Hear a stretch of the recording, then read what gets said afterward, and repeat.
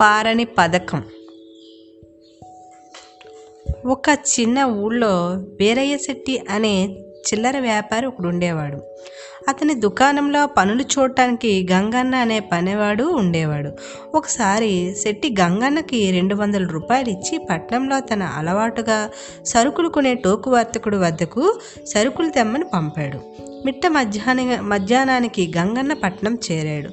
భోజనం కానిచ్చి కొంచెం సేపు విశ్రాంతి తీసుకున్నాక సరుకుల కోసం వెళ్ళవచ్చనుకొని ఒక ఇంటి అరుగు మీద కూర్చుని తను తెచ్చుకున్న మూట విప్పి తినసాగాడు.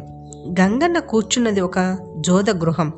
లోపల నుండి అప్పుడప్పుడు పెద్ద పెట్టుని కేకలు వినిపించగా కిటికీల నుండి తొంగి చూశాడు గంగన్న. లోపల కొందరు మనుషులు జోదమాడుతూ గట్టిగా వాదులాడుకుంటూ గంగన్నకు కనిపించారు. ఓనాల మీద డబ్బు ఒకరి చేతి నుంచి మరొకరి చేతికి మారుతుండడం గంగన్నలో ఆశను రేకెత్తింది. ఫలితంగా గంగన్న తను వచ్చిన పని మర్చిపోయి తను కూడా జోదంలో పాల్గొన్నాడు. చివరకు డబ్బంతా పోగా కేవలం 10 రూపాయలు మాత్రమే మిగిలాయి. జోదంలో డబ్బు పోగొట్టుకుని సరుకులు కొనకుండా ఊళ్ళోకి వెళ్తే శెట్టి పనిలోంచి తీసివేయడం మాట అటుంచి తనకు దేహశుద్ధి చేయక మానడనుకున్నాడు గంగన్న. ఆ భయంతో గంగన్న తిరిగి ఊరు వెళ్ళాక ఎటో పరారైపోయాడు. 2 రోజులు గంగన్న కోసం ఎదురు చూసిన వీరయ్య శెట్టి తనే పట్నం వెళ్ళి విచారిస్తే అసలు గంగన్న టోకు వ్యాపారి వద్దకు అసలు వెళ్ళలేదని తెలుసుకున్నాడు. ఆ తర్వాత ఎంత ప్రయత్నించినా శెట్టికి గంగన్న జాడ తెలియలేదు. పట్నం విడిచిపెట్టిన గంగన్న అక్కడికి చాలా దూరంలో ఉన్న సిరిపురం అనే ఊరు చేరుకుని అక్కడ ఉన్న చిన్ననాటి స్నేహితుడు కిష్టయ్య ఆశ్రయం కోరాడు.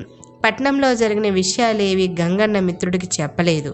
స్వతహాగా జాలిగుండెగల కిష్టయ్య గంగన్నకు అనేక విధాల సహాయపడ్డాడు. కిష్టయ్య సహాయంతో ఆ ఊళ్ళోనే ఒక దుకాణం పెట్టుకున్నాడు. గంగన్న శెట్టి దుకాణంలో పనిచేసిన అనుభవం వల్ల కొంత కలిసి రావటం వల్ల త్వరలోనే గంగన్న వ్యాపారం బాగా పెంపొందింది. అనతి కాలంలోనే గంగన్న భాగ్యవంతుల జాబితాలో చేరిపోయాడు. ఇలా ఉండగా వ్యాపారరీత్యా పొరుగురు వెళ్ళిన గంగన్నకు దూరాన నడిచి వస్తున్న తన పూర్వం యజమాని వీరయ్య శెట్టి కనబడ్డాడు. నడివీధిలో నిలబెట్టి తన వద్ద కాజేసిన 200 రూపాయలు శెట్టి చెల్లించమంటాడేమోనని గంగన్న భయపడ్డాడు. ఆ ఊళ్ళో తన్ని ఎరిగిన వాళ్ళు ఎవరూ లేరని ధైర్యం తెచ్చుకుని గంగన్నకి మెరుపులా ఒక ఆలోచన వచ్చింది. వీరయ్య శెట్టి దగ్గరకు వచ్చినా చూడనట్టు పక్కకు తిరిగి నడవసాగాడు. ఆ ఊళ్ళో బంధువులింటి వివాహానికి వచ్చిన వీరయ్య శెట్టి దూరం నుంచే గంగన్నను గుర్తుపట్టాడు. తనను చూసి చూడనట్టు వెళ్తున్న గంగన్న వద్దకు గబగబా నడిచి, అదేమిటి గంగన్న, నన్ను చూసి చూడనట్టుగా వెళ్ళిపోతున్నావు అని నిలదీశాడు శెట్టి. గంగన్న ఏమాత్రం తొనక్కుండా అమాయకంగా మొహం పెట్టి, మీరెవరో కానీ పొరపడినట్లున్నారు, నా పేరు గంగన్న కాదు, శివయ్య అన్నాడు. గంగన్న, నేను నిన్నిప్పుడు ఆ డబ్బు కోసం నిర్బంధించటం లేదు. ఎక్కడ ఉన్నావు, ఏం చేస్తున్నావు అంటూ అడిగాడు. ఎలాగో ఒకసారి ఏదో నోటికి వచ్చినట్టు తన పేరు శివయ్య అని చెప్పేశాడు గనక తనని ఆ ఊళ్ళో ఎవరూ గుర్తించలేరన్న ధైర్యంతో గంగన్న తన శివయ్యగానే వ్యవహరించి శెట్టి బాకీ ఎగవేయాలని అనుకున్నాడు. పట్నం విడిచిపెట్టిన గంగన్న కారణంగా గంగన్న శెట్టి వాదోపవాదాలు పెరిగి చివరికి ఇద్దరు ఘర్షణలోకి దిగారు. చుట్టూ చేరిన పెద్ద మనుషులు వారి తగువు విని ఇద్దరిని గ్రామాధికారి వద్దకు తీసుకుపోయారు. ఇద్దరు వాదనలు విన్న గ్రామాధికారి ఇద్దరు ఎక్కడెక్కడ బస వేస్తున్నారో తెలుసుకుని తన తీర్పు మన్నాడు చెప్తానని ఇద్దరిని వారి బసలకు పంపేశాడు. ఆ సాయంత్రం శెట్టి బస చేసిన అతని బంధువులింటికి వెళ్ళి గ్రామాధికారి మనుషులు వచ్చి శెట్టి వివరాలు అన్నీ సరైనని అతని బంధువుల నుంచి తెలుసుకున్నారు.